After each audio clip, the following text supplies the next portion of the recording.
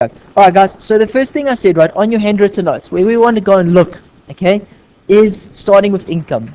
Now, tax is actually easy and it's a lot of fun. And people think I'm very nerdy for saying that, but it's true, okay? The main reason why I say that it's not that hard, all you need to remember the whole time, and coming back, okay? And again, just everybody, just from your background at work, do you work in accounts department or who doesn't work in accounts? Okay, what do you guys do, just out of interest sake?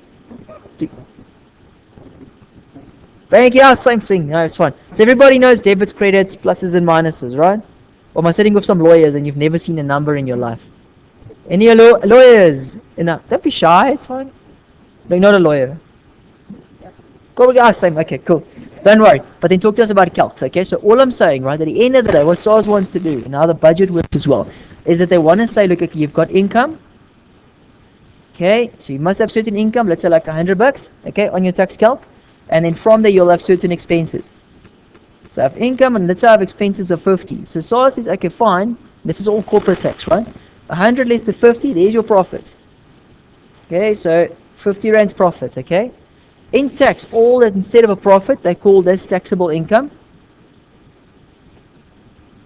Okay, but fortunately you don't pay the full 50 rand to SARS. So you don't say, where's my full profit? And I pay it to SARS. You pay a certain percentage, will be tax. What they call in tax speak, they call that your tax rate. Okay.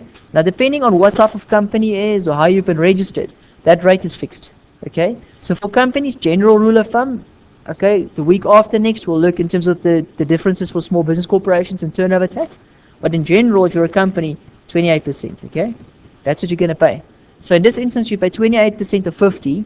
That would be then the next thing. That's the actual liability. That's what you have to go and pay. In tax speak, they call that the tax liability. That's how much you actually go and pay to SARS. Okay? Now the name of the game, all it really comes down to in tax, is that you need to go and say, okay, hold on, now I'm the taxpayer, right? So I'm not going to give the government money because they're nice people. I'm sorry to say government, and they can ask us, but I mean obviously we all feel like they take too much money already, right? Government feels you don't pay enough. So there's always this tug of war, right?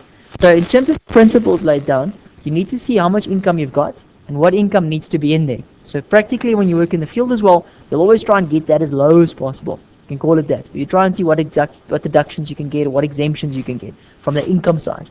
Then you've got expenses. So you want to try and get the expenses as high as possible. Okay?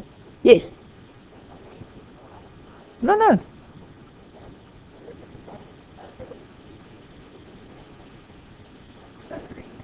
23 million rand in rent. No, I think it's not about a tax actually. That's more about ego. No, that's about ego. I'll be quite honest. I think that shiny building of theirs in Sandton, everyone must see its discovery, you know. It's not. It's both by the building, but what's striking about it is I personally get sometimes with growth coin. Yeah. It happens to have shares in the income.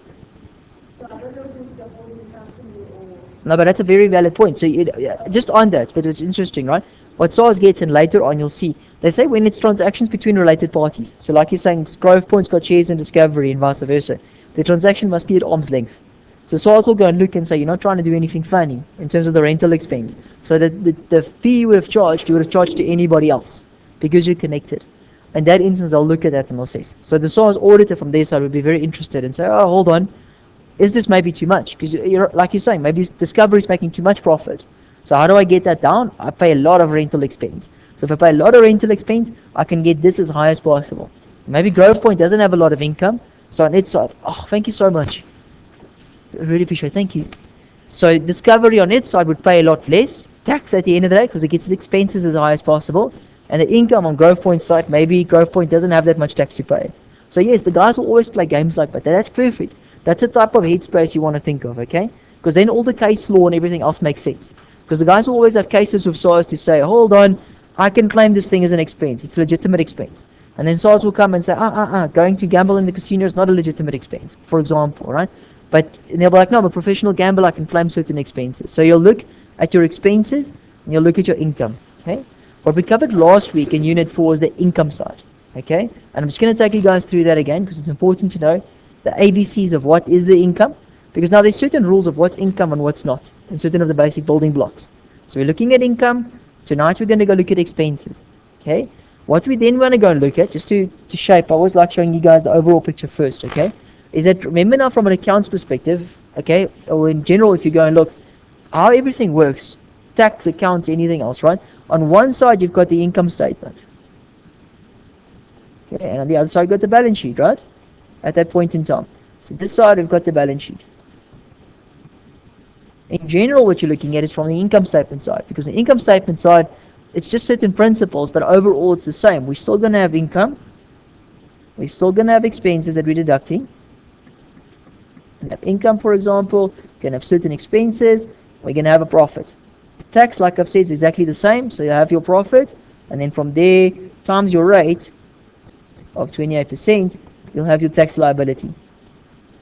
The only thing that changes is SARS obviously has its own rules. So what you, for example, might put into income, SARS might say, I don't quite exactly agree with what you've got. Tax Act says maybe there should be more or there should be less. And the expenses as well, they might say, well, certain expenses aren't tax deductible, which we'll look at tonight. They'll say, well, for example, donations under a normal circumstance, you claim as an expense, because for an accounting, it's an expense. It went out of my bank account, credit the bank, debit expenses of donations. There's certain case law where they're saying, no, hold on, but those expenses aren't necessarily in the production of income. I then incur it to make money. Okay? And that's where they'll then throw it out or not, which we'll look at tonight as well, okay? But the rules are slightly different. But apart from that, you apply the rules, you get to that. On the balance sheet side, okay, which we're going to look in Module 6, you have certain things like, for example, assets. Okay? Now, in terms of these assets, they'll say, in terms of the legislation, we'll go back last time as well, is to say, okay, anything that comes in income, but not of a capital nature. So I'll pay tax on everything, provided it's not of a capital nature. And the same goes tonight, you'll see on the expenses. I can claim most things that I use for business, okay, provided it's not capital in nature. So if it's going to last for longer than a year, they probably say, hold on, this has got an enduring benefit or a benefit for longer than a year, maybe 2 years. So SARS will say, you can't claim everything in 1 year, claim it for as long as it's going to last. Does that make sense to you guys? If I buy a motor vehicle, I'd love to claim it in one go. So the guys will always argue and say, no, it's only going to go for 1 year. And then SARS will come and say, no, wait, hold on. How long is this delivery vehicle going to last you? Maybe 4 years, 3 years. So then what happens is it chills on the balance sheet in the meantime. So you might have an asset, you have $200, right? And SARS says then, okay, hold on, what are my rules? How long can you claim it over? You can claim it maybe over 4 years, right? So in that instance, what happens is you say, okay, well, during those 4 years, I can claim 50 Rand a year, which is a 200 divided by 4, that's a 50 Rand per annum, okay? That, I'll say, okay, well, that's fine. That's going to be fitting there under expenses, that 50 Rand. I claim basically on the depreciation, if we can call it that way, or the allowance every year. So every year what's left, so let's say now in year 1 I claim 50, right? Next year I'll just do the same exercise. So say 200 divided by 4, so I can claim 50 in year 1, I'll claim 50 in year 2, I'll claim 50 in year 3, and 50 in year 4. Till I've used up that full asset, if we can call it that. But you don't, from a tax perspective, or a taxpayer's perspective, I'd love to take this thing and just chuck it in there, because I'm going to pay less tax. Yes? SARS won't let you. But then you've always got, now remember the income statement was on an accounting basis. So first I have to add back the accounting depreciation, because it's an expense I can't claim. Whatever rate that is, SARS doesn't care, right? So you add that back and get rid of it. And then the actual rate that SARS allows it, because that's the whole thing, is SARS happy? Does the boogeyman agree on the rate? And if you can't claim land. It's a very good point. Thank you. So land doesn't depreciate. SARS says, one day when you sell the land, right, then maybe you'll have capital gains tax. But for now, you can't claim anything on the land. The land just chills on the balance sheet and waits. Perfect, exactly like that. But the rest that you can depreciate over a period, you can still get a benefit and claim. But you'll claim as you go along.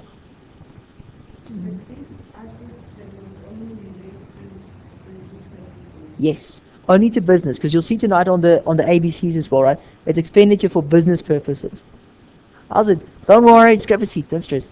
Alright, so you got assets for business purposes. Provided I use the assets for business, right? Then I can claim it. Now, a good example, you got some guys, right, that start like a fictitious trade almost, right?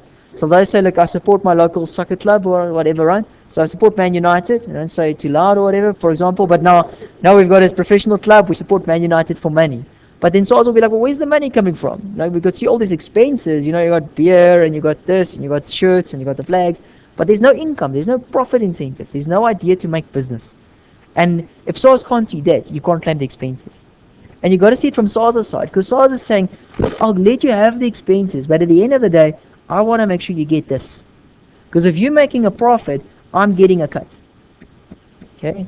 And I always tease and I say SARS is like the mafia, but if you think about it, they want a cut.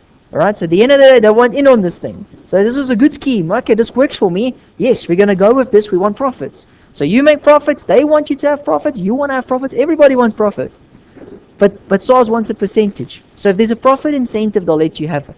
Okay? The only question then is, on the expenses, can you claim the expenses in year one, or do you have to wait? Does that make sense? If it's for business. So very important, I agree with you 100%. The first thing is it for business? If it's for business, you can claim it. Otherwise, you're not going to be able to claim it. It just sits and waits. So one day when you sell it, you can use that. So land, for example, right? And that's module 7. One day when you sell it, okay, you're then going to have to pay tax as well, maybe on that. So maybe you were very good at when you bought the property, right? So you bought your discovery property or the land, right? But long before Santon was famous, right? So it was just farmland. But you're like, no, I'll buy this piece of land, okay? Just leave it. Now, eventually one day when you sell it, obviously the growth has gone up in that asset. So on that growth, you'll pay tax eventually. Because they'll say, what did it cost you initially? How much did you sell it for? That growth difference, that you'll pay tax on, which we'll see later on. So then there'll be a tax consequence later. But for now, there's nothing that you can claim. There's nothing you can do on it. Nothing at all. So for the meantime, it literally chills on the balance sheet. And you wait until later. Is everybody happy so far? Okay. Now, very important, just so you can understand, what we're looking at, okay, high level, is to say, look, last week, and we're going to quickly go through that again, but module 4 sits here. So if you're going to go and look and give yourself an idea, I always like, you want to see the wood for the trees. Otherwise, tax becomes like, just where the hell am I now, right? So that's module 4. It's all about the income, what can be in the income, what can't be in the income, which we're going to go through again quickly now, okay? Then tonight, what we're going to go and look at is module 5. Just normal expenses. What expenses can you claim? What expenses can't you claim? And why can't you claim it? Okay? That's like your basics. Okay? Then later on we're going to go and look, which is the week after, we're going to go and look at module 6. Okay? Now module 6 is all about the rates. That's really all it is, guys. I always tell the guys, we play a game. The game is called Spot the Asset. If you want to do well in module 6, you just got to know what asset it is. Because the moment you know what asset it is, you know how many years you have to claim it. If you don't know what asset it is, you don't know how many years. You can make sense, right? Some guys try and rush that thing. I was one of those guys in second year, I promise you. It's on my ass, okay?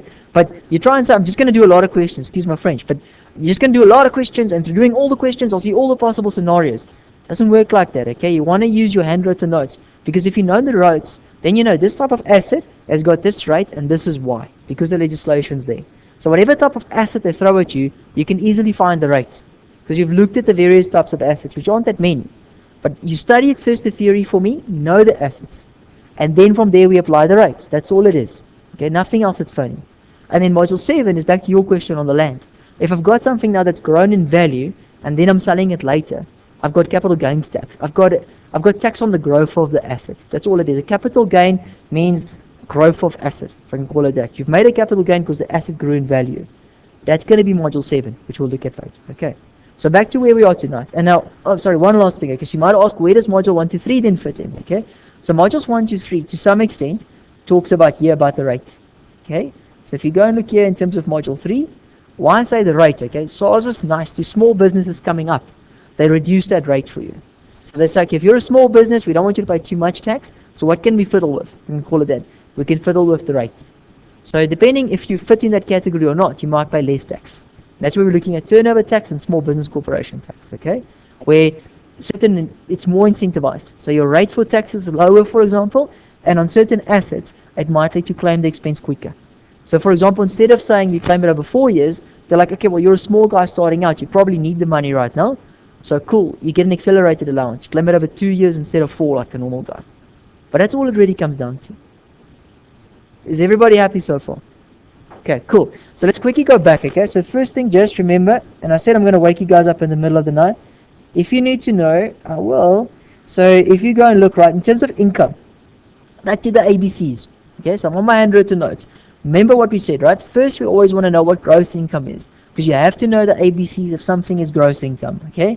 Then there's certain things where SARS says, it's not gross income, but I don't care, I can make the rules. So they just added extra things in the legislation that you can include anyways. That's the specific inclusions, which we're just going to quickly go look at again, okay?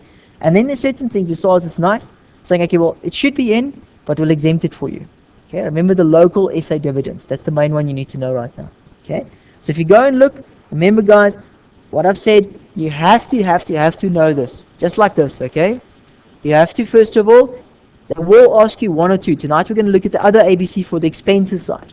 But on the income side, the ABC, the basic decision tree of everything, starts here. Most case law comes from here as well, in terms of what we call the gross income definition. Okay? So if you want to do well on the exam, if you want to get 10 marks, you do it for me in this fashion. You say, first of all, on the left-hand corner, what is it? It's because what they're asking, basically what the rule comes down to, why they're asking you like this, is they want to know what is an income. So if I've got income, okay, what will constitute income? Okay, so if you want to know what constitutes income before you even go look at any rules, what you're looking for is you're saying, I need an amount. I need something I can measure. So I need the total amount in cash or otherwise, received by or accrued to in my year of assessment, not of a capital nature. Okay, so if we go back, and it's for any resident. So if we go back, let's quickly put that in. Also remember what I told you guys last week for me, but it's just a preference. Mind maps work in text, personally, because there's so much info. And I don't want you guys to go and read through all 50 pages again the week before you write. Okay, you're going to be like, geez, there's a lot of colors and highlights that I put in here, but I can't even remember what all the colors mean. Okay, that's my problem that I really had, to be quite honest. Good. All you then going to do, or you put a lot of, guys always have like a lot of flags in their legislation or in their book. But now you look and you're sitting in the exam, if it was an open book, and you're like, which flag am I supposed to go to? It doesn't really help, right? So what you want to do is you do a mind map so that the night before or the week before you write, you just go through your 5 pages of mind maps. You're like, oh yeah, this is this and this because of this, okay? So income is what? Okay, so I need an amount. And that's kind of logical. I mean, if you think about how we approach this whole thing, we need something to plug in there, for lack of a better description. If I don't have something, if I don't have $100, how am I going to pay tax? I can't, X marks the spot. I can't do like algebra and have an X. So I will be like, no, X you're paying tax, right? So you need an amount, okay? That's the first thing. That amount can be cash or otherwise. Now what I mean by otherwise is, can you get a value for it? Can you measure it? Okay? So if someone gives me something for something else, like a barter transaction, I can still determine the value. Because I said, pay me $100 for this haircut. They're like, I don't have $100, but I can sweep your salon. So the sweeping of the salon, that's what I got in exchange, if that makes sense. I got something for something. I got an amount. Whether it was in cash or otherwise, I still got something, right? So the example we looked at last week in doing the question is we said, look, if I recall correctly, they gave us an advertising campaign. So we said, look, you owe us this amount of money. They said, look, well, I can't pay you this money, but I'm a guy who does advertising. So why didn't I give you a free advertising campaign? But it wasn't free. All he did was he settled his liability by giving me something else. Does that make sense to you guys? But I can still get a value that I'm plugging in on top. So I've got an amount in cash or otherwise. Okay, so an amount in cash or otherwise. Now it's received or accrued. So if you go back here, we're saying that amount, right, was either received or accrued. And remember, guys, it's the earlier of, because there's an or there. Okay, so whichever one comes first. Okay, and what I mean by that, okay, is if I receive it now, but it's not yet due to me. So let's say someone gives me an upfront payment, like a construction company. They pay me upfront so that I can do other things. But the moment the money goes into the bank account, if it hits the bank account, I've received the amount, I must pay tax on it. Okay, the mob's not gonna wait till later. Okay, money's in, you pay. Okay, cash up basis only. But then they were clever. They said, okay, well, we're not just gonna wait for cash. If someone owes you the money, the fact that they owe you is your problem. But I already want the money. I already want my tax money. So it's earlier of the two, receipt or accrual. So if I sell on credit, it makes no difference. You pay tax. If someone gives me cash, it makes no difference. You pay the tax. Okay? See where this is going. So it's an amount, cash or otherwise, the earlier of receipt or accrual. Okay? Now, in my year of assessment. So all that means is in my year. Okay? So in my relevant year of assessment, so in my financial year for tax purposes, in that financial year, that is when I do. And practically, you've got to think about it as well. Makes sense. Because I've got a set of numbers already for the financial year. I've got an income statement. I've got a balance sheet. So they're like, well, then pay tax in that year too. So that it must be in that year of assessment that I've got, okay? Cash or otherwise, received or accrued in my year of assessment. And remember now, from there, not of a capital nature. Okay? And we'll go back on that again quickly as well, because it's a very important principle. So, not of a capital nature.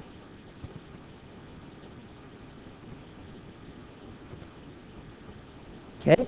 So I've got an amount. So if you go for everything, I've received something. I must have an amount to plug in. It was in cash or I can value it. Okay? It was received or accrued, whichever came first in my question. In my year of assessment, not of a capital nature. Now remember what I said last week. If you think about capital versus revenue, the easiest way to me to split it is the one court case for FISR. Okay? So what do we say in FISR? We said, okay, look, if you've got a tree, okay, so here's my tree. Okay?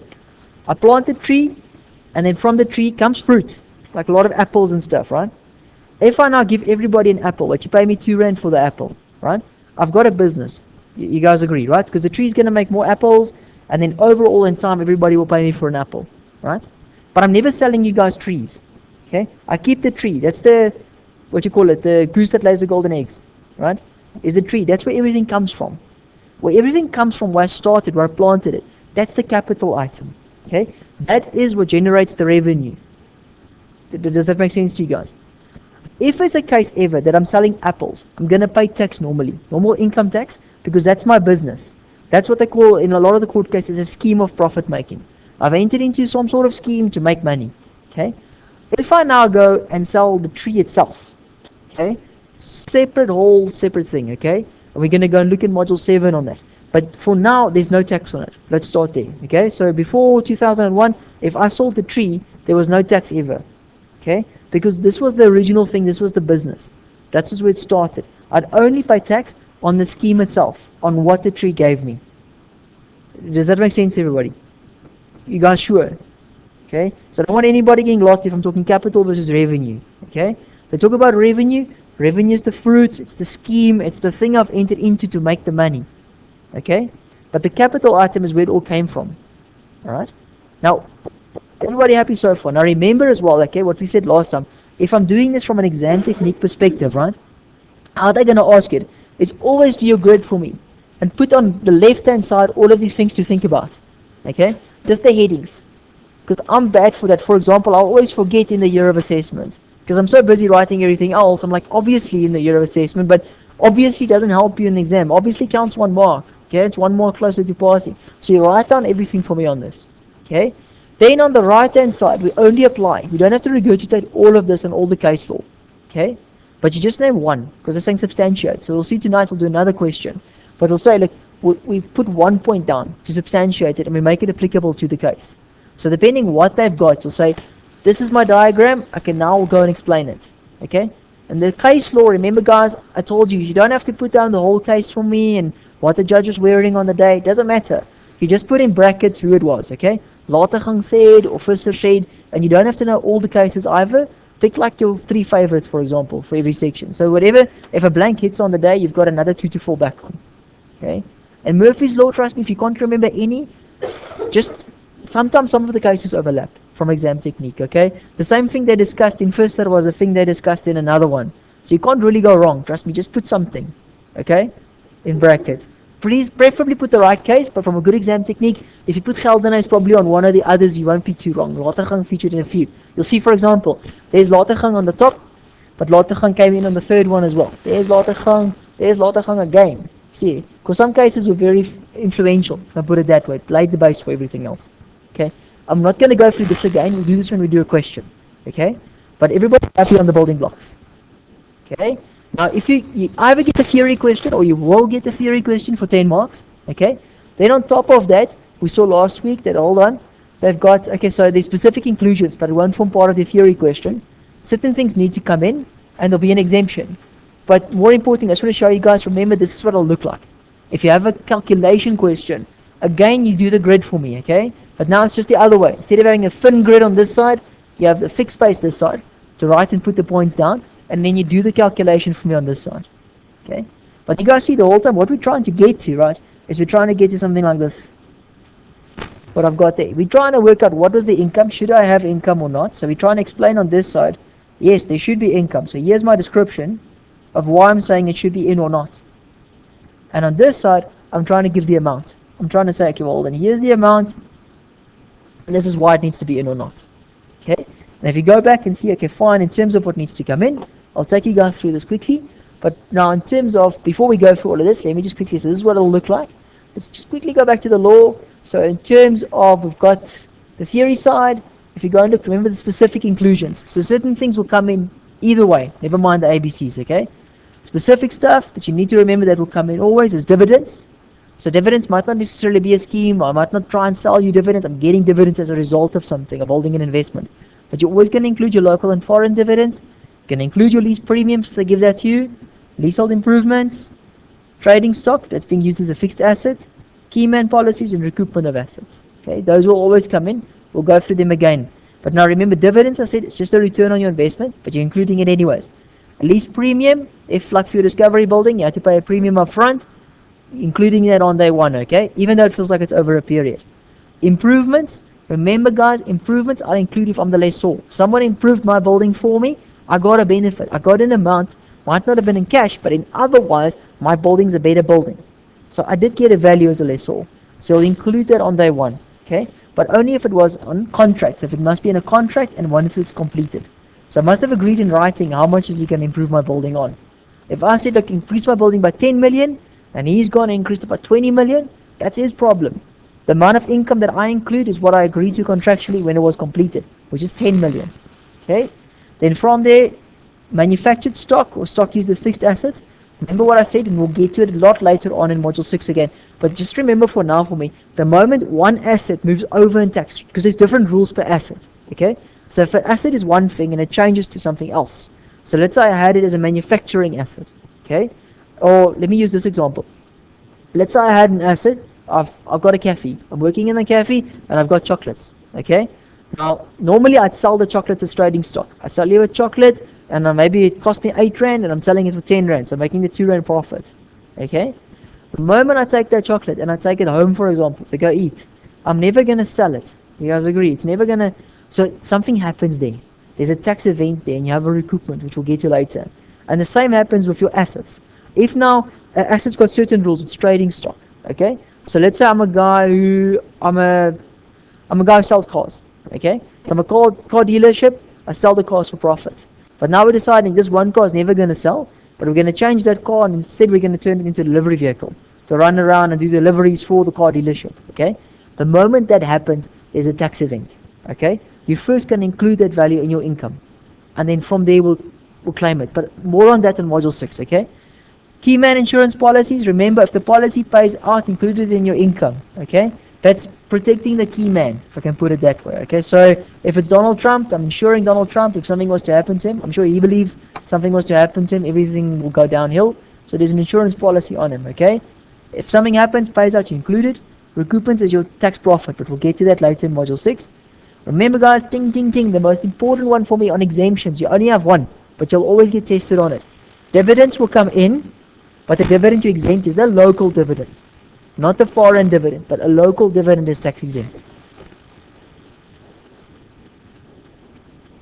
No, actually on the individuals as well. So if you receive SA dividends as an individual, it's still going to be exempt. No, for individuals as well. But we're dealing with corporate law, so don't worry for now about individuals anyways. I'll show you, don't stress. But from company to company, if they receive that dividend, if you receive a local dividend, it's going to be exempt. And you're only going to get company calcs anyways in this module. But when you go to 3701, if an SA dividend, the whole thing's about who paid the dividend. So who paid the dividend is an SA company. The person who receives that dividend is going to be exempt. If you're an SA citizen and you're receiving that dividend, be exempt. Practically what's happened is, SARS says it's after the fact. So you already paid your tax, the company paid the tax, it's sorted. So all they're giving you is a return of an after-tax amount. That's why when you receive it, it's going to be exempt as well anyways. But please, most important thing for me, SA dividend. If you remember anything, SA dividend's tax exempt, okay? Now why that's so important is when you do this little grid for me, and then we're going to move on to Module 5, is you'll see here, you'll always say, dividends come in, and they're local, but they're exempt. So they come in, they come out, they have a null effect. But by doing that, I get 1 mark, 2 mark, 3 marks.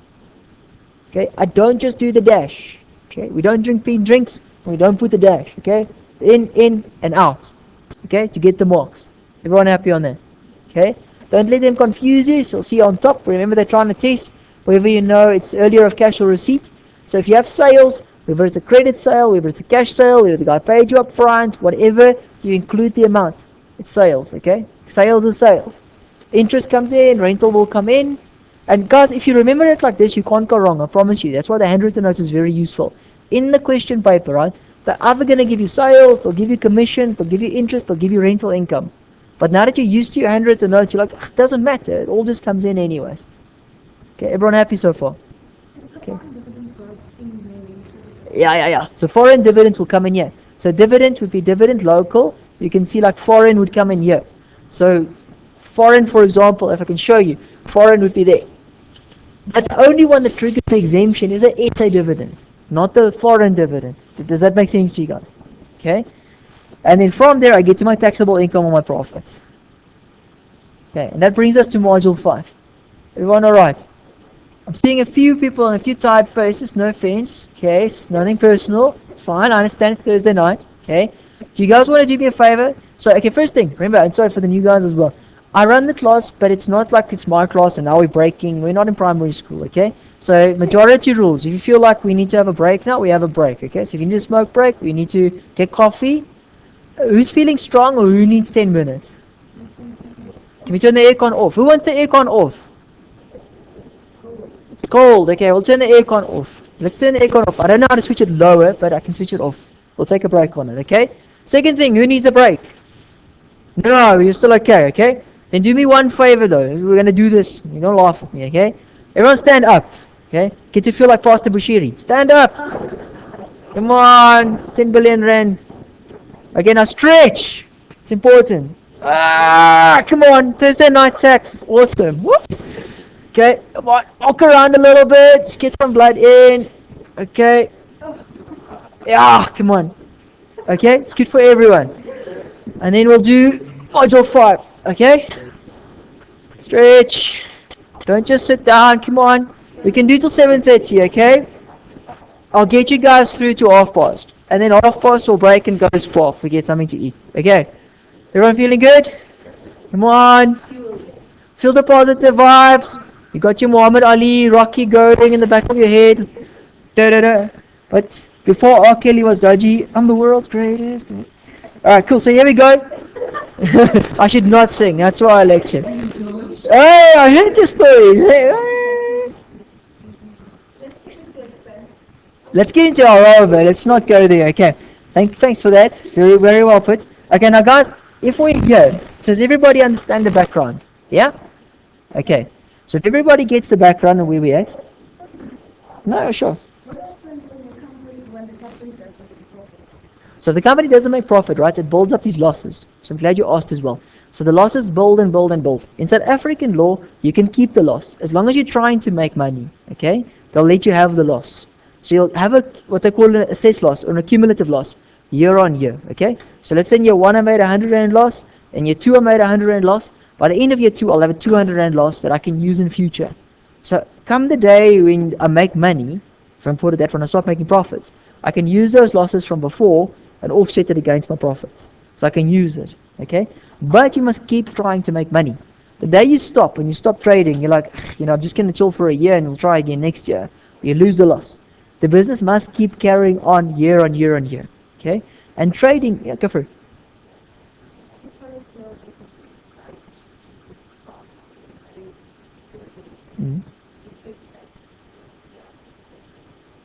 You would. Because now, let's say you've got a voluntary liquidation, right? So if you sell the business, you're liquidating, so you're not really going to sell that business for a profit. You're basically your posasa, and now you're selling all your assets. But you're just asking for a friend. Tell Gavin we say hi, okay? Okay, so when you get out and you get that liquidation, there'll still be tax on it, okay? The main thing that's really on tax, and that's with later on, we'll see on the recoupments that can include it. SARS gave that business a lot of deductions, if you think about it. And if I'm saying that, SARS gave deductions, if you look here, in terms of like assets and in terms of expenses, there's were certain expenses claimed, right? So on the assets especially, you claim deductions during the period, right? Now when you sell that asset, okay, if you manage to sell it above a certain level, maybe you make a profit on it, okay, that'll be a tax event. Because certain assets you might still be able to realize at a higher value than the original value. That will still have a tax event, okay? So you might pay tax there, and at the end of the day, depending how much you sell the business for. But I do agree that if you go into voluntary liquidation, chances are slim that you're actually going to pay much tax. If I can put it that way. But well, you're not really going to make a profit if you think about selling the business. If you sell the business as a whole, okay, you might get a value that you could sell it. You can't sell it as a going concern. You'd sell it probably at a loss or whatever value it is. So you get something for your shares or what you invested, okay? But maybe it's a loss. These assets that you sell in between, there might be a recoupment. But it depends what type of assets you have and what the value is. Also, you're following liquidity, so like your intangible assets, right? The brand probably doesn't have a good track record anymore, that kind of thing. So because the business has gone down, chances of you making a profit overall is low. Let me put it that way. I'm not saying it's a hard and fast rule.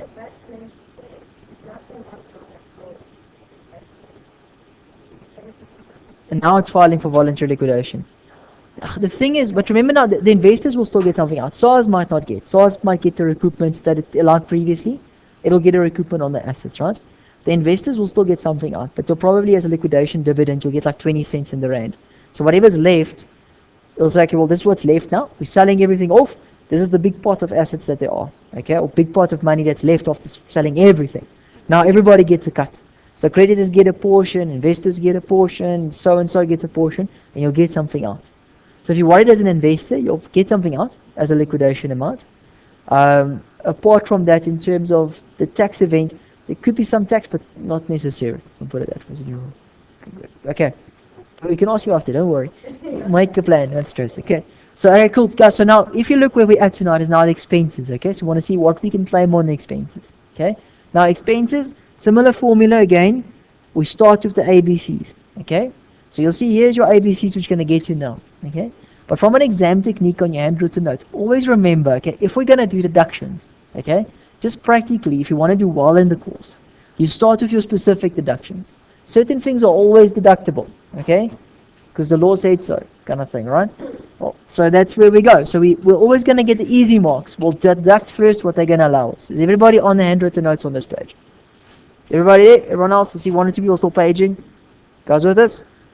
Good. Alright, cool. So in terms of that, you first do our specific deductions. Certain things will always be deductible, okay? If that doesn't help us, so there's nothing in the law that says you can claim, because they didn't cater for everything. They catered basically for like a few things, which were grey areas, what are that? The rest you fall back on case law. So they say like, well, no, go back to what we said originally in the cases and the general definition. That should sort you out, if you just help yourself, okay? So that will be section 11A, which we're talking about. If we say 11 small a, it's the general deduction formula, okay?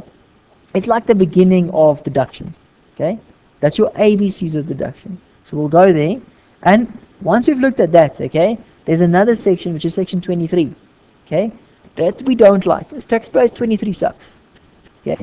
The main reason because of that is it tells you everything you're not allowed to claim. So you'll go through and you'll say, oh, okay, the Act says certain things. That's great. So if the Act says, that's not an issue. The Act didn't say anything, but now we're sort of going to apply our minds and we're going to go through this whole thing and be like, yeah, actually we can claim this. Makes sense. But then the law comes and says, yeah, that's great and all, but no, I'm sorry, it's not going to happen. Okay? So an example, which is a bugbear, but I think it's a lot of salary payers, you'll see tonight, okay? So expenditure that you've actually incurred in the production of income, not of a capital nature, in my year of assessment, I can claim, okay? So think as a salary guy, okay? If I've got petrol that I need to put in my car, okay? That's expenses. I have incurred it because I paid it, okay? It's in the production of income, because if I don't put the petrol in my car, I can't get to work, I can't get a salary. So like, hold on, makes sense, right? It's not of a capital nature, because everyone knows petrol, okay? So next week again. But then SARS comes in 23 and it puts certain rules, and it says, no, but if you only earn a salary, you can't claim the petrol in your car. You can only claim if you drive from work to another place, so you go and see clients. But the petrol to get from home to work, that's private. So you're not allowed to claim that petrol, but you can claim, for example, now certain travel allowances and things, which we'll get to a little bit later, but again, it's more individuals, so I'm not going to spend time. But you guys get the principle, okay? Now, obviously, from an exam technique perspective, you don't want to waste time. And I'm not saying, if I say waste time, there's more in your calculation questions. You don't want to waste time sitting there debating this with yourself. You're like, can I claim it, can't I claim it, and go through this whole process, when you already know the answer there. Does that make sense to you guys? If you already know, you tell me, yes, this is why, we go for it. Then we apply, and then we have to prohibit the deductions, okay? But now, before that, you'll get theory questions. I told you guys, you'll either get one or the other. If you don't get it, you can come back to me. I'll be just as shocked, okay? But I promise you, I will. Escom or not. So in terms of, you'll either get gross income questions, right? Or you'll get your prohibited deduction question. One or the other for 10 marks, okay? But they need to ask one income or expenses building blocks question because it's a foundation course. You need to know it, okay? In this instance, guys, what have we got? And I think you guys actually, I'll be honest, and I must commend all of you, just from logically, right? Going through it and saying, but hold on, what about this? What about that? You've kind of figured it out for yourself. And I'll explain it to you why I'm saying that, okay? So if you go and look, okay, on expenditure. So for me to claim expenditure, okay, the first requirement that I need is I need a trading requirement, okay? So it must be for a trade. Now that was back to your question earlier to say, like, hold on, if I'm not doing this as a business, can I claim the expenses? And the answer is no, okay? You need a business. And let me explain practically why SARS says it as well. So I need a trade requirement. And SARS was clever by putting that in. Because if you don't have a trade, there's no way that you're really trying to make a profit. If it's a hobby, you're not doing a hobby for profit. Okay? Even though you're telling yourself that. There's the expenses, right? There's no profit element. So for SARS, there's no incentive to say, yes, go for it. Because they're never going to get here, which means they're never going to get that. That makes sense, right? You must earnestly try to make a profit. So if you're trying to make a profit, if you've got a legitimate business, if you're trading, that's when you're going to claim the expenses. Okay? Now if you go and look at that in terms of what they were saying as well, they said it's an active occupation. So again, in your court cases, remember, you just need to know the little excerpts, right? To sound cool at the office tomorrow. But so, okay, Burgess said, so according to Burgess, Mr. Burgess, nice to meet you, but active occupations, you must actively be trying to do it, okay, day in, day out. It's not passive earning of income. So what I mean by that is you can't just have an investment portfolio and say that's my business. Now think about the two differences, right? If I've got an investment business, okay, so it's not really trading. I've bought a share portfolio, and there's a share portfolio, and then my portfolio manager once in a while will tell me these are how the shares are doing, and will give me a dividend. But it's no different than me taking some money and putting it into a bank account, and it just earns interest. There's no business there. There's no active requirement, if I can put it that way, right? But that's very different to a guy who's a share trader. So a share trader guy, hold on, he checks every day, well, how are the margins, up, down, what am I doing? He's selling. There's an active step. There's something that he's doing that's more. Does that make sense to you guys? That's why passive to active.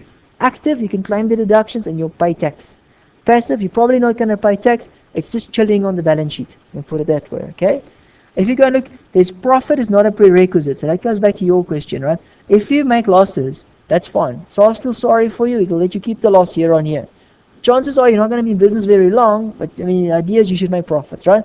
But just because you're a bad businessman doesn't mean you can't be a businessman. Just like in anything, you guys agree, right? A lot of people, business people, not all good business people, but they're all business people. So SARS is cool. You don't have to make a profit, but please try because we want tax, okay? Now that expenditure or loss, right? So that's our second one. So it must be a trade. Then if you go and look, right, you're either going to have expenditure or a loss. Okay, so what I mean by that, okay, is obviously as the name says, there must be expenditure that you've incurred, okay?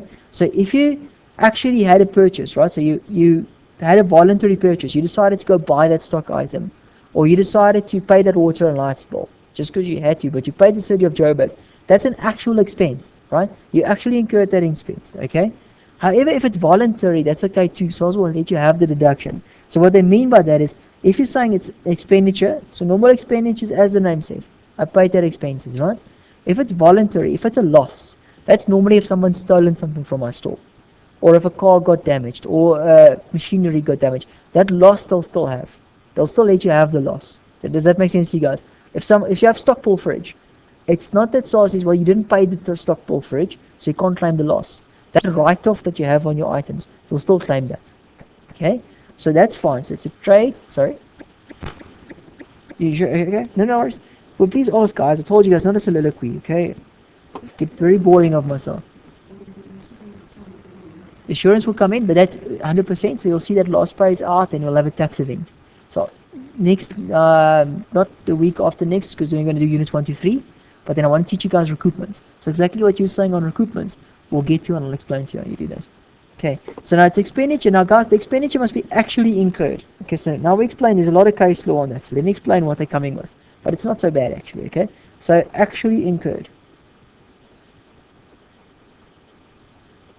Okay, so if you go and look at this, you say, you've got a trade, I've got a business, okay? In that business, I either physically paid for the stuff or someone stole my stuff. Okay, either way, I have a loss. I have an economic loss or I have a physical payment of cash.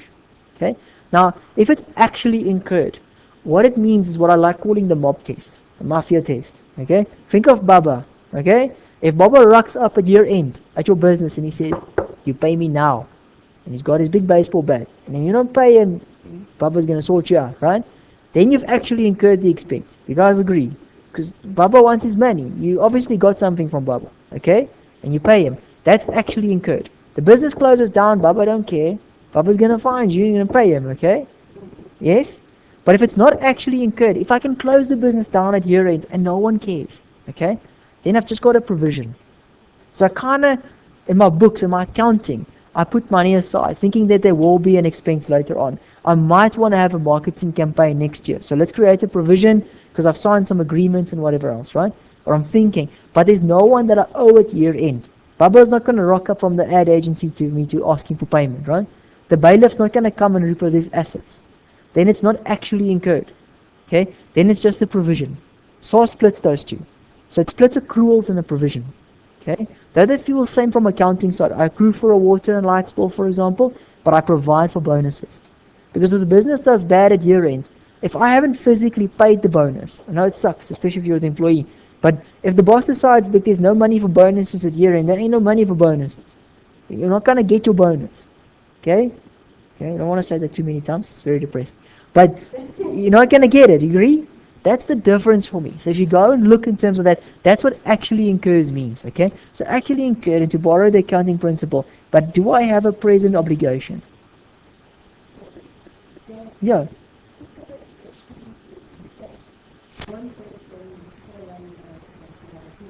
Yes, yes. So if it was actually incurred, it's going to be an accrual, 100%. Because if you think you've got one or two, right?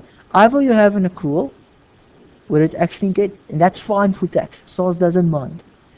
The other one that SARS minds, that it says you can't have, is a provision. And if I'm saying you can't have it, you can't have the deduction in that year. Okay? I'll show you guys later on, you'll have the deduction next year. But in that year when you've raised the provision, when you've said, look, I'm just raising a provision, but I don't really owe anybody anything, you can't get the deduction in that year. That's a provision. SARS won't let you have the provision of the deduction because you don't necessarily owe that money at year end. Have I lost you?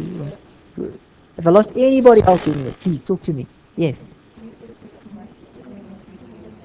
Yeah, there we go, 100%. But thank you. That's what I'm saying. It's not just my class, guys. Think about this. If it's legally enforceable, so let's call it another thing. Let's call it a legal obligation. It's the same thing. A legal obligation, a present obligation. Do I owe that money at year end? That's what it comes down to. Okay. Well, ask me. Look, everyone else probably having the same question. Say you had a provision last year, and then this year you have the same provision. Yeah. And then when you put it on your tax, in your tax income, whatever people like, you added that, or you Deduct. show the net movement. Yes. Do you still do that or not? No, you do that. You do that. You're going to do that in the question papers as well to get the marks, right? Like, just to, guys, if I lose anybody who's a non-accountant, yeah, I apologize, okay? So I'll take you through it again. But just to explain what they're saying, okay? But it's going to, it might help you. If it doesn't help you, leave it, okay? So check here quickly, right? So let me show you guys. If I have a provision, okay? So provisions on a balance sheet, okay? But remember, we pay tax from the income statement side, because that's what we want to say, do we have a profit or not, okay? So if I have a provision, now let's say the provision in terms of this, now this is last year's provision. So let's say last year I raised a provision of $100, okay? And that went to the income statement. Let's say it was a provision for marketing, but I decided not to have a marketing campaign at the end, right? But I put it in the income statement. SARS will come and say, okay, hold on. And income statement, so I've raised it. So let's say,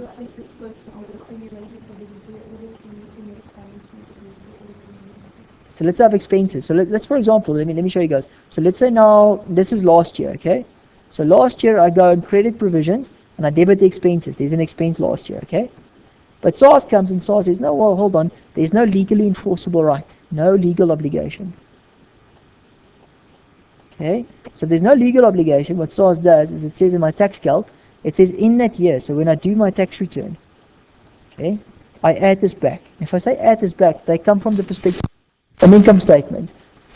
income less expenses gives me a profit from where I'm starting, like an accounting profit. And then they say, oh, hold on, you've got this expense in here that you're not allowed to. So they'll make you add it back. So they'll say, okay, hold on, that's the provision, and you go and add back the provision in that year.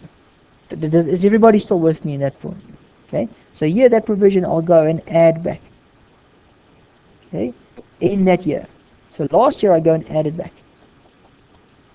But then what happens, right, in the current year? Okay, so if anything, if you want to learn this parrot fashion, that's fine as well, okay? In the current year, the deduction that I added back last year, that I couldn't claim, I'll claim it in the current year.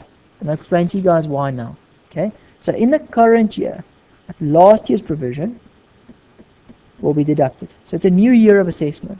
In the new year of assessment, last year's provision that I had to add back, I will deduct this year, okay? And the cycle repeats, so that the current year's provision, so in the current year, if I didn't raise a new provision, so let's say now, for example, I had to now go and raise an additional provision. So I raised 300 Rand as a provision, okay? It's just history repeating itself. So that 300 Rand then, SARS will again make you add back. And the year after, that 300 Rand, I'll deduct. Everyone happy, okay? It repeats like that year on year. Now, if you remember it for me up to there, that's fine. That'll get you through the exam. There's no need to worry anymore, okay? Whatever I added back in that year, I'm going to get as a deduction next year, the following year, okay? Let me explain, and it helps some people, but they're like, but why? And it doesn't make any sense, okay? Now, SARS is actually being fair, because if you think about what happens on a provision, this is from an accounting side, okay? If I raise the provision of 100 bucks, and I put it in the income statement, okay? What do I do the next year? The next year, I go and reverse that provision. So I'll put the provision as a debiting the provision in the balance sheet, and I'll go and credit the income statement. So there's 100 bucks in there that you shouldn't be paying tax on, because it's making your profits more. So SARS is saying, well then, but it's not fair to you, because it's not really any profits. You didn't sell anything. There wasn't any trade that you carried on to make that money. It's just accounts. It's just an accounting entry. Someone passed a journal entry. So they're saying you can go and deduct that, because now it's not really income if you look at the building blocks. And then in the new year, they're saying, okay, well, this 300 bucks now that you've raised, now we're going again and saying that's not really owing. So no legal obligation. So because there's no legal obligation on this one, bless you, there's no legal obligation on this one, so this one I will go and add back. But this one's not really taxable, because it doesn't meet our building blocks of what's income, what should be taxed. And that's why I can go and deduct this one. Does that make sense to everybody? Okay? If the other way you want to learn it, and you'll see in the exam questions, they'll always give you, and it's not just because, they'll give you information, and they'll say last year's provision amount, this year's provision amount. You need to know that, hold on, last year's, I probably added back last year's, so I'll deduct last year's in the current year, which we'll do now together. So let me show you. So in terms of the grid, before we even go to all the other detail, if you go and look here, let's go down. Sorry, I don't mean to jump. Just want to show you guys practically to kind of frame the discussion. So doubtful debts. Okay, so where's my doubtful debts? Okay, so maybe that's not the best example I'll show you guys. It'll work. So let's do doubtful debts, okay? So on the handwritten notes, I'm on page 12. Okay, so you'll see there that the prior year's one, but doubtful debt goes the other way because it's a benefit to me, sorry. And I want to show you guys debtors, which we'll get to. I just want to get a normal, straightforward provision. That's stock, taxable income. See if anybody sees a provision for leave pay. It's in here somewhere, I think. Leave pay. Doubtful debts is the other way, so in terms of... guys, I'll show you when we do a question together, okay? Don't worry. But in terms of just what it's going to look at, okay? Let me write it on here. If you're going to do your tax calcs for exam questions, right? You'll always get a current year and a prior year amount. So when you do the solution, you're going to say prior year provision. Okay, so this is on provisions. Let's say it's a provision for leave pay. So because it's the prior year one, I can now go and deduct it. And then I'll have the current year one, and I need to go and add it. No, because the current year one has been through the income statement as an expense in the current year. You with us? Yeah. You sure? Okay, so the current year one I'll go and add back, but last year's one. But guys, what I find always with my students, or what you forget, you're so focused on this that you forget the easy marks of putting that in as well. Okay? So I want to teach you guys the steps. So remember always, every provision, and it goes because of this whole thing, it will have a prior year, current year impact. And it mainly goes because of this whole thing. Was it actually incurred? Yes, talk to me. No, no, don't apologize. I want to know what's going on.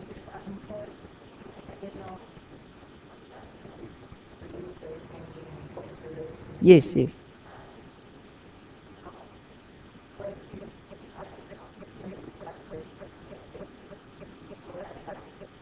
Even though you provided for it, you're not gonna. So in the following year, you'd probably reverse it. It's gonna. Otherwise, I mean, think about it. If it didn't reverse it, right? All that's gonna happen is you're gonna come to a net amount. Anyways, it's gonna be the same, because accounts-wise, let's say you don't reverse it next year, so it just stays at the balance it is, right? You'd say, okay, well, there's nothing to reverse in the income statement, but last year I added it back, so this year you'll get the deduction. But then, because you're going from the balance sheet side, you'll say, well, what's my closing balance? So my closing balance is still the same as the opening balance. So the net impact will be null anyways. Let me, does that make sense? Okay, so leave it there. But does everybody understand the principle? Are you guys happy so far for me? Okay. Now there's a whole lot of case law, right? So you'll see what they're going to give you. Now that's on the calculation side. I want you guys to understand it.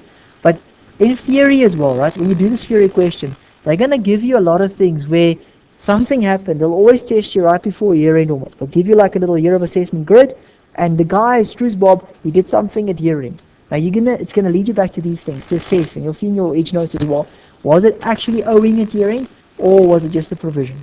That's what they're gonna try and test on you, and you're gonna have to go in your court cases as well. So Edgar Storr says you need an unconditional legal liability to pay. You need Baba. If Baba's there, then fine. Okay. If not, If a year-end expenditure is not quantified, use an estimate. So you can use an estimate if you have to. If it was actually incurred, does not mean actually paid. That's also a very important one from Caltex Oil. So you can owe the money, you don't have to physically pay the money yet. But the fact that you owe the money is enough. Okay? Then actually incurred rules out. So there we're talking about now. Provisions, future losses, expected thefts, all of that stuff, doesn't make sense. You guys agree? Because there's no one that's knocking on my door here. There's no legally enforceable obligation. You can only deduct the original cost. Okay, so only deduct the original cost and not the market value if intention changes. Okay, so just deduct what's owing. Not leave that at that, but don't stress too much. I'm not going to go into that now. And then, okay, Labat Africa shares issued by company does not mean incurred expenditure. So also if you, and this is more on employee schemes, right? If you have an employee share scheme or if you pay someone in shares. General rule of thumb, there's one or two exclusions, but if you pay someone in shares, they're saying you haven't actually incurred an expense. You didn't owe anybody, you didn't pay anybody, you never touched the bank account. All it does is you're giving the guy more shares. So shares themselves, they say it's not an expense, it's actually been incurred. You don't actually pay anybody for anything. Okay, now, but to me, more importantly, guys, the ones I'll test you on is, do you have that legal liability? If you have the legal liability at year end, you can claim it. Otherwise, it's going to be a provision. Okay? And if you go a bit further on, it must be in the production of income. So let's go to the next one then, okay? So actually incurred and in the production of income. Okay, now that goes with me very similar to trade. So it must be in the production of income. But there's one little flick to this, okay? So in the production of income, now income, guys, is what we said in module 4. Income, okay? So it needs to meet the gross income definition. It must be included. So SAR says at the end of the day, does it feature here? That's really what they're after. Is it income? Meaning, is it going to come into there?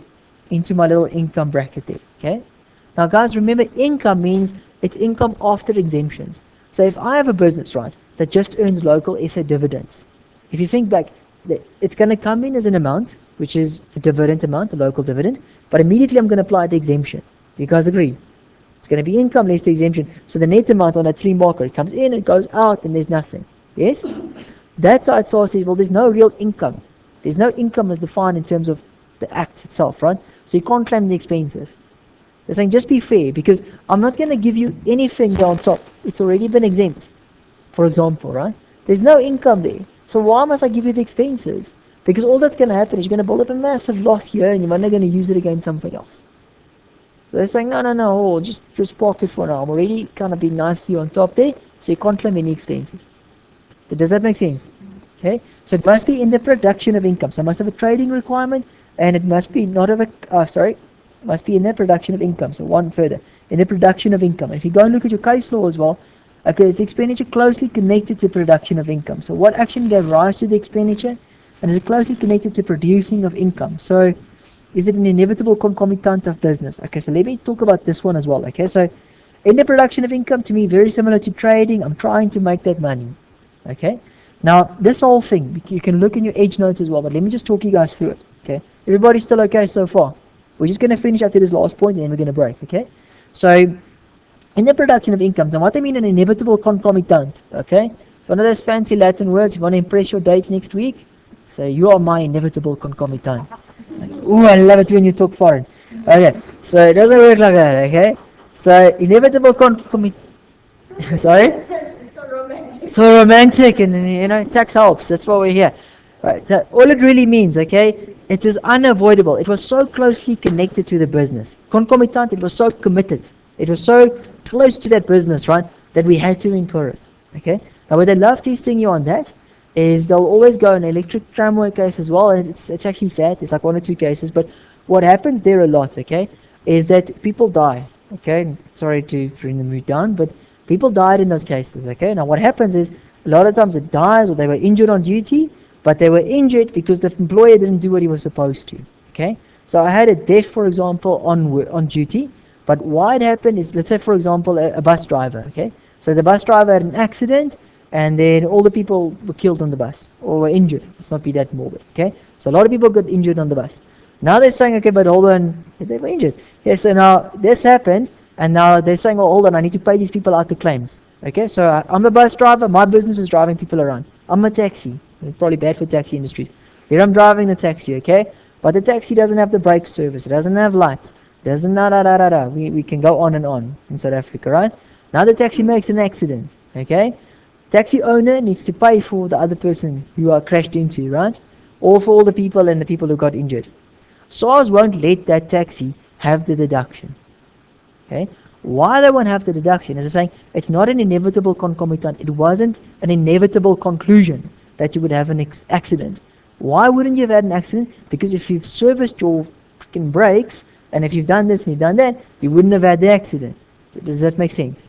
Okay? So they'll link those two. And the questions will always be, no, this guy had his driver's license. So the driver had his driver's license.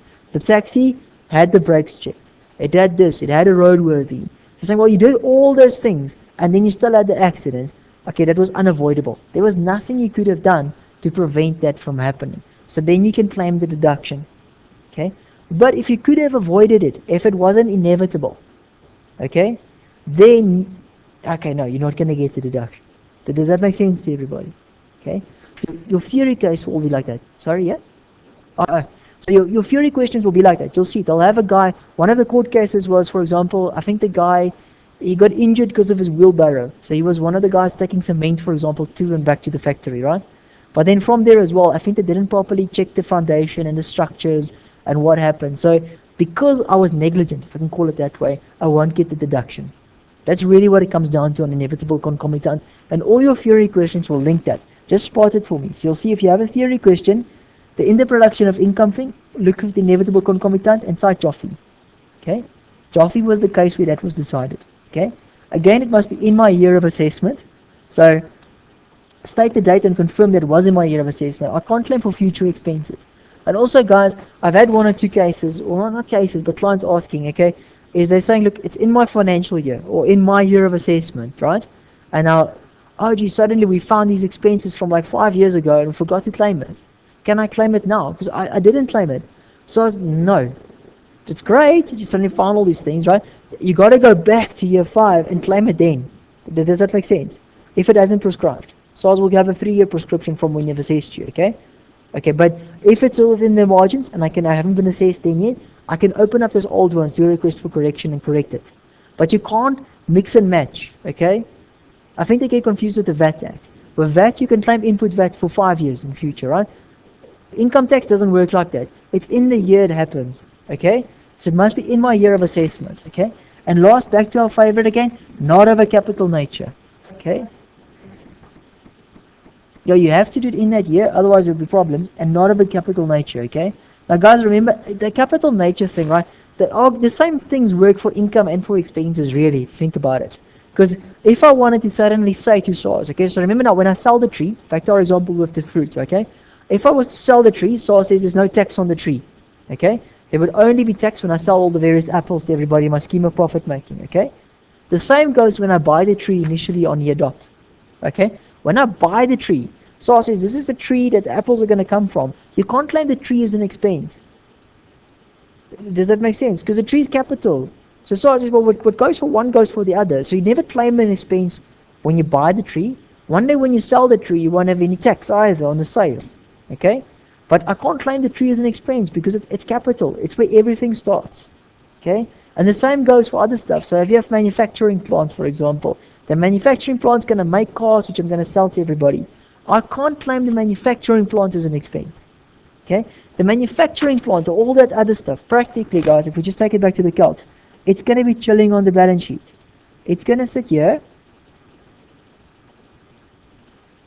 There we go. It's going to chill on the balance sheet, the capital stuff. We are going to get a benefit, but we'll get a benefit over a few years, which we'll get to in Module 6. But you can't chuck that whole thing of like, what, 10 billion rands worth of Eskom Kadupi Masile plant and say that's expenses in my year of assessments. It'll be like, since when? Because I think it's going to have 20 years before it's finished. It makes sense, right? So they're like, no, just be fair, man. Put it on here, and then however long you're going to use it, you'll claim it over that period, okay? Alright, everyone happy so far? So that's your building blocks, okay? So if you go back and you answer it, you're going to cite the relevant court cases, but I first want you guys to understand what we're saying on expenses. So it must be for a trade. I must have a business. I must try and make profits. That's the whole point of the game. Expenditure, physically paid, or a loss. Someone stole, something broke, but still a loss that I can claim, okay? Actually incurred, think of Baba. If you can find Baba, you'll be fine. If you can't find Baba at year end, there ain't no liability, okay? It doesn't matter. No legal liability. And in the production of income, okay? So it must be in the production of income. I must say, okay, look, I'm actually trying to make an income. It's talking to trade, and it mustn't be, remember, income as defined. So you need to go and look in terms of the Tax Act. What constitutes income? It's that net thing after. So if I'm talking income, I'm talking here. Let me just show you guys. So go back up to your summary. If we're saying what's income, this is income. Gross income, plus include the specific inclusions, but take off the exempt income. So it's the net of those three. That's the income we're worried about. So is it in production of income like that?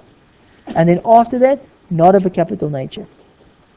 Which a lot of books have been written over in court cases. Because normally the taxpayer wants to say it's not of a capital nature. I can claim it right now, and SARS will be like, just wait, you can claim it later. You've got like 4 years to use it because it's capital. Everyone happy? Cool. So we're going to take a 15-minute break, go stretch, have something. I think even, let's be fair, so let's be realistic as well. We'll be back at 10 to. Be back for me at like 10 to 8, so we can sit and get through, okay? But have 20 minutes, go eat, go have something. Is everybody happy with that?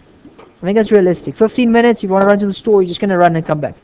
Take your 20 minutes, 10 to 8 we start, and we push again till 9, okay? Then we're done. Alright, thanks everyone.